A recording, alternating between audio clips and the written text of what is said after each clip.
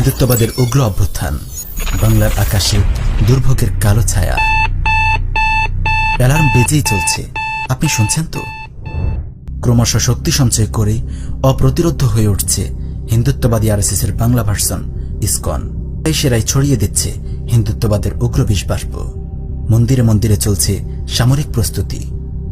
বাংলাদেশকে ভারতের রামরাজত্বের অংশ বানাতে একযোগে কাজ করছে হিন্দু মহাজোট, তাগুত প্রশাসন এবং ভারতের হিন্দুত্ববাদের বেদিতে এদেশের নিরীহ মুসলিমদের বলি দিতে কাজ চলছে পুরো দমে।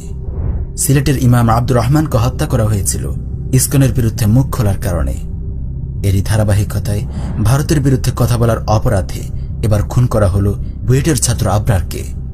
খুনি ইসকনের সদস্যদের বাঁচাতে মরিয়া হয়ে কাজ করছে তাগুত প্রশাসন এবং ভণ্ড মিডিয়া। তদন্তের দায়িত্ব দেয়া হচ্ছে মালউন অফিসার কৃষ্ণপদ রায়কে।